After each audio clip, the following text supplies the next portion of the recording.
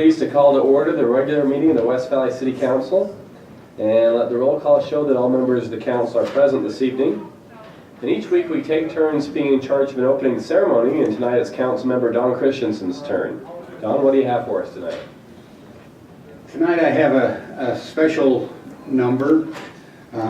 First off, let me introduce one of the members of this quartet, Mr. Junior Bonza. He's a modern-day pilgrim.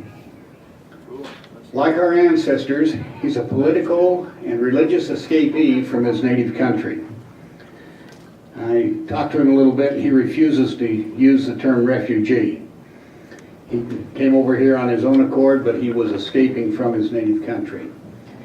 In the year 2000, Junior escaped from the Congo and came to the United States, eventually settling in West Valley City.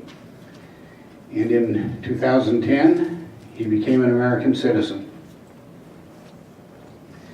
He's been a favorite speaker to youth groups since then, and explaining the trials and tribulations that he faced in the Congo and in his escapes. He also has a great voice, and he's joined a quartet with other longtime residents of West Valley, and tonight they will favor us with a rendition of America the Beautiful. The members of the quartet are John Lauber, Niall Thacker, Richard Wright, and Junior Bonza, and they're accompanied by Winona Ward. So I'll turn the time over to them at this point.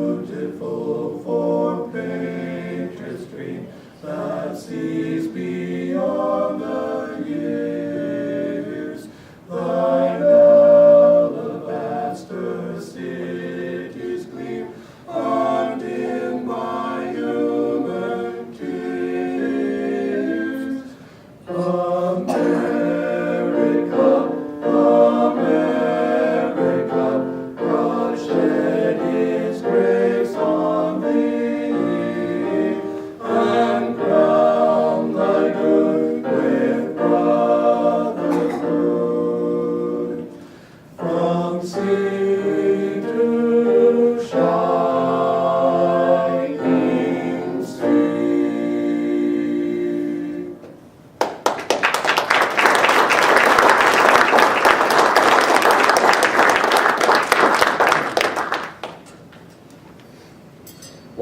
thank you, Councilman, for inviting them in, and for the men and women with the great musical talent there. We really appreciate you, and it's great to have some good homegrown West Valley talent to start our council meeting off, and such good patriotic feelings in that number too. So thank you very much. We come to item 4 of our agenda, which is our special recognitions, and this is the part where we recognize the scouts who've come to visit with us tonight. And from each scout group, we need a senior patrol leader or senior boy leader who can represent the group and come up to the microphone. And I see we have one coming here. And tell us your name and your troop number and what school you live by and what badge you're working on tonight. I'm Scott Nelson. We are Troop 343, live by Farnsworth Elementary, and we're working on the communication merit badge. Right. Thank you, Scott. And all the rest, we appreciate seeing you. And Councilman Christensen and I recognize this group from our own neighborhood and even a few family members in the group. So good to have you tonight. Let's see, is there another scout group? You're here by yourself? Well, come on up then. That means you get to represent your group.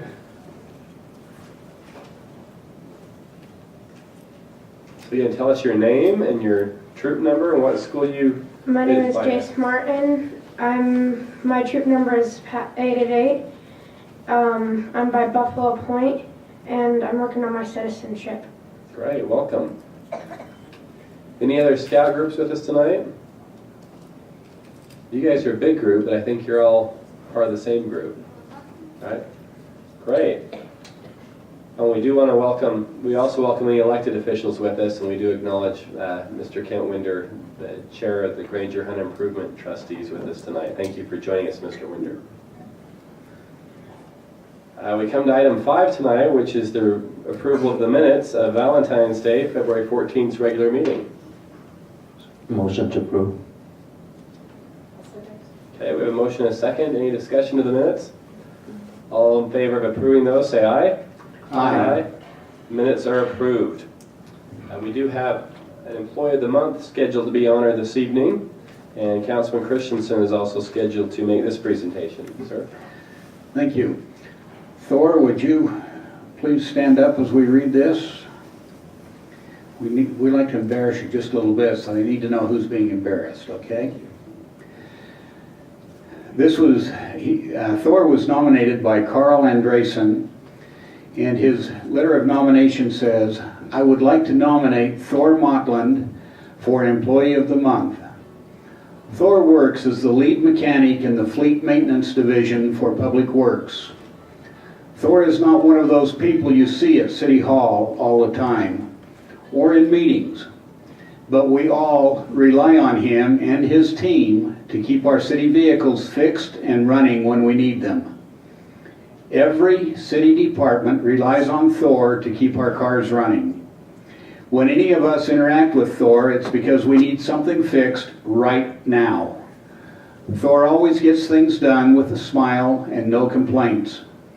It seems like fire usually has something that breaks just when it's needed, and it's up to Thor to get it fixed and back as quickly as possible.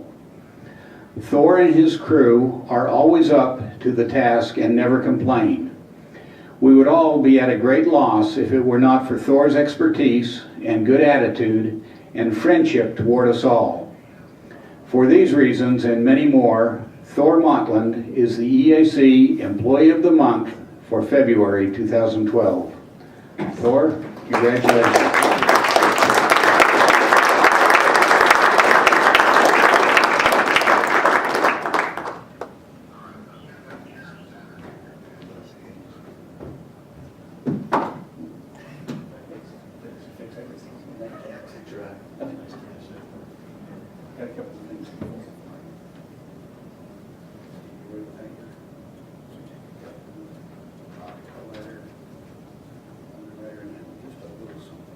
Well, thank you very much. Congratulations.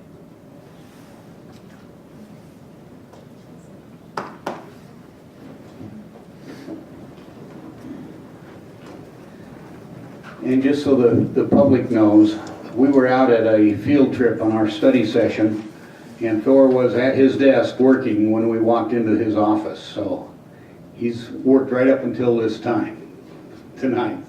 And there were 2 fire trucks in there getting repaired too.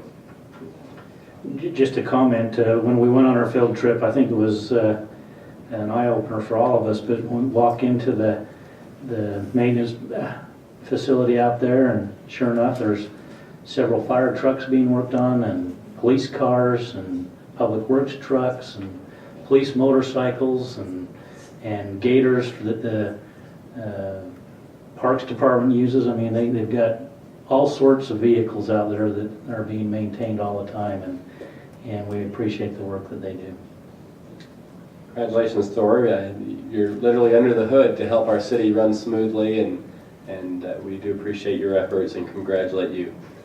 And because we like you so much, you should not feel obliged at all to stay for the rest of the meeting. The Scouts, we don't like you as much. You have to stay. We come to item 7 now, which is our comment period that we have each Tuesday evening. And we've had one person sign up to speak this evening, and we will invite you to come up to the microphone and keep your comments within 5 minutes. And it's Fred Willoughby. And Fred I know and have met before, and I have a suspicion of what you'll speak on, but we'll see. Thank you, Mayor. I appreciate the opportunity here, and I really love the tone of your council meetings.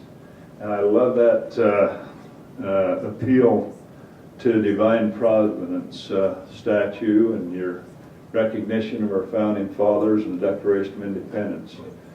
I got some very serious issues, as you know, Mayor, and I want to be very kind in my remarks, but I also want to be firm because I have a lot of respect for what all of you do and the community and what you're trying to do for everyone. Just quickly, and I'll try and somebody signal me because I'll give you a 30-second warning. So okay. Just briefly, I've spent over 55 years in the law enforcement business, and my experience is very in-depth and broad. I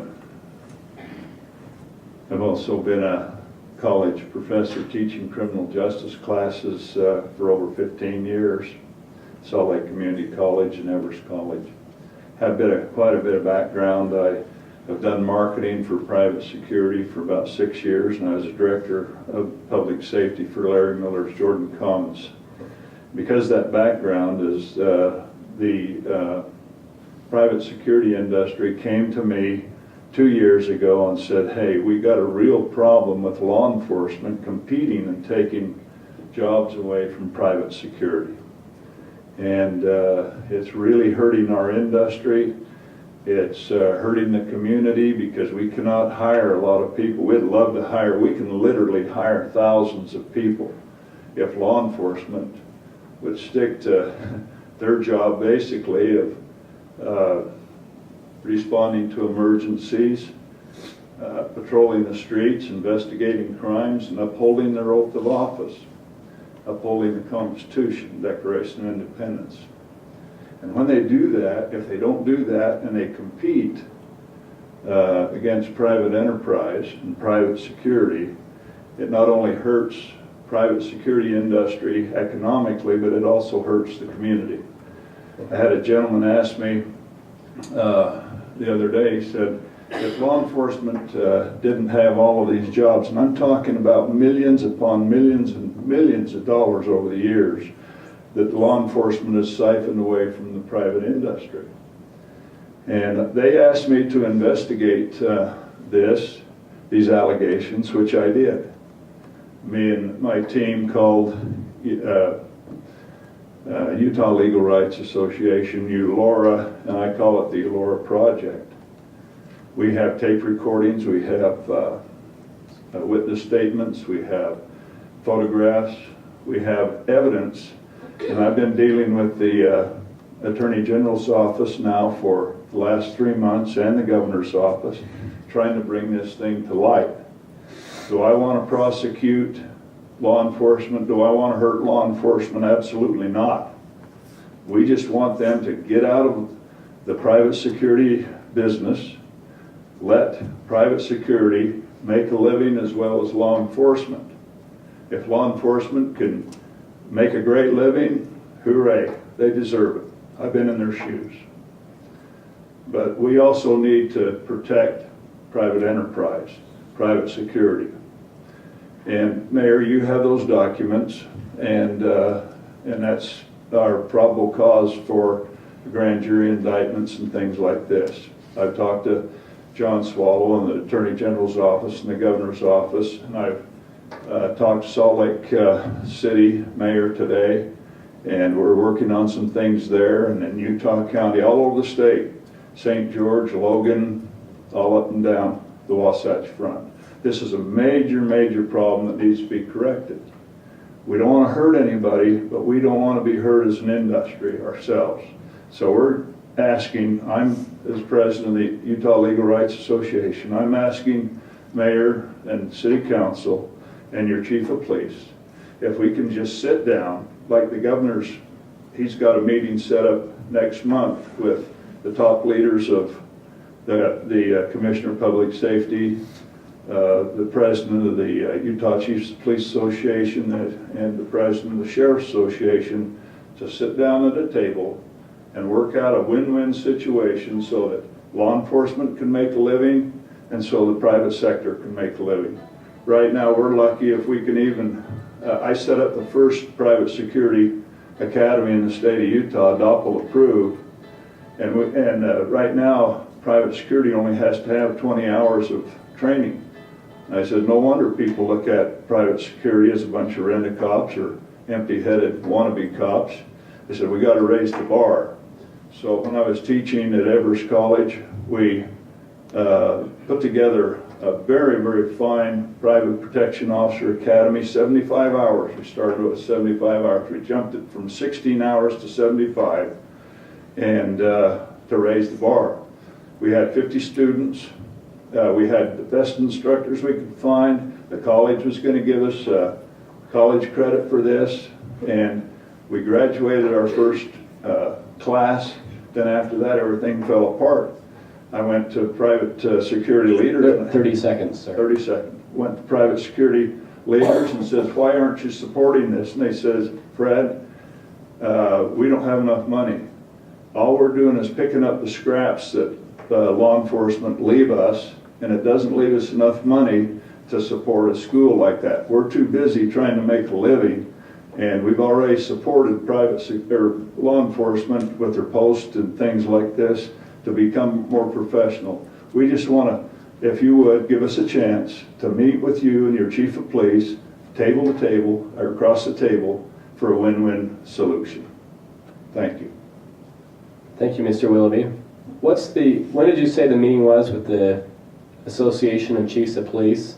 With the Governor? In the Governor's office? It will be the 23rd of March Okay. at the state capitol. And what's the best way for us to stay in contact with you? Is it your phone number here? Do you prefer email? Yeah, you have all my contact information on the documents that I gave you. And what we'd like to do, we're going to meet individually with, we're going to be meeting with the Provo Chief of Police, the county commissioners, the county attorney. We're going to be meeting in St. George, Logan. So we're going to be meeting individually as well as meeting with the governor to iron this out once and for all. Right. Well, thank you for coming in today, and we will make sure our city manager, who works directly with the Chief of Police on our behalf, has your information. And I'm not sure, Wayne, if you'd prefer to see how some of these other meetings go, or get a meeting set up sooner rather than later. Well, Mayor and Mr. Willoughby, regardless of how the other meetings are set up or what's proceeding with them, I'd be more than happy at any time, and I'm sure Buzz, our Police Chief Nielsen, who you probably know, I'm guessing Mr. Willoughby would be glad to meet with you anytime, sure. Right. I have a lot of respect for your Chief of Police. I know what he's gone through with the PAL situation, but we do need to resolve this issue, and I appreciate. So will you be getting a hold of me, or should I contact you? We have your phone number here, Got and your number. We'll reach out. Okay, thank you very much. Thank you for coming in. Okay, thank you. We come to item 8 now, which is our resolutions this evening. And just for the sake of you scouts who are with us tonight, if we appear to move rather hastily on some of these resolutions, it's not because we're in a hurry or want to give you a short meeting, but it's because we've had a chance, at least a week in advance, to discuss each and every one of these issues in our study session. And so everything we talk about, we've been able to review previously, and then we've considered them tonight for formal action. Our first resolution is 12-24. Mr. Pyle, if you could introduce that one, please. Thank you, sir. What we have here is a road impact reimbursement agreement for some improvements on the roadway system at 3200 West between 2575 South and, at 2575 South and 3270 West by AdComp LLC. They're going to be installing these improvements, but we would be reimbursing them for those under our reimbursement agreement program. Thank you. Council, any questions or discussion or a motion on 1224? Move to approve resolution 12-24. Second? Thank you. Any discussion to that motion? All in favor of approval, say aye. Aye. That motion passes. 1225, Mr. Pyle. Thanks, Mayor. This would provide for 2 change orders and an authority to increase the contract on our Westridge Golf Course construction project. The 2 change orders are in the amount of $44,130,000, and the authorization to increase the contract amount would be by $624,762. This is money we do have. This is not above or beyond the budget we have, but it is above the original contracted amount. Thank you. We have a brand new highway, the Mountain View Corridor, going through our city that's chopped our Westridge Golf Course in half. So we've been working with the people at UDOT, which is the state road people, on how to make sure that we have a good golf course at the end, even though it needs a tunnel underneath the new highway to connect the 2 halves, and this is related to that. Council, any motions or questions on 1225? Resolution 12-25. Motion to approve. Thank you. Second. Thank you. Any further discussion? All in favor of approving 1225, say aye. Aye. That too passes unanimously. Mr. Pyle, 1226. Thanks, Mayor. We've been a member of the Metro Fire Agency for 7 years. At that time that we joined that entity, we put into effect an interlocal agreement. We now need to update that interlocal agreement. There are no substantive changes to the way the organization functions or our participation in it, but this is basically house cleaning, getting the agreement in sync with all the member agencies. Great, thank you. Any discussion on this one or a motion? Mayor, I would move approval of resolution 12-26. Second? Thank you. Any further discussion? I think it's terrific, by the way, that our fire department works with the neighboring cities and agencies so that if you have a fire in South Salt Lake, our guys can help. And if there's a fire in West Valley that we can't handle, we have some of these neighboring cities help us. And it's really been great how seamless we've worked together with our neighboring cities. With that, I'll call the question. All in favor of approving 1226, say aye. Aye. That also passes. And our final resolution tonight, Mr. Pyle, 1227. Thank you, Mayor. This resolution would authorize the use of Justice Assistance Grant funds through the police department to purchase a crime scene digitizer in the amount of $75,000. The purpose of this crime scene digitizer would allow quicker and more efficient analysis and recording of a crime scene, which will greatly reduce both staff time and time on scene, therefore interruption with activity that might be going on around the scene, quicker opening of roads, businesses, that sort of thing. Great. Any discussion or a motion on 1227? Resolution 12-27. Motion to approve. Second? Okay, we have a motion and a second. Any further discussion? All in favor of approving 1227, say aye. Aye. That also passes. Item number 9, no need for executive session tonight. No, sir. So we come to item 10, which is to adjourn. Scouts picked a good night, so we were pretty efficient this evening.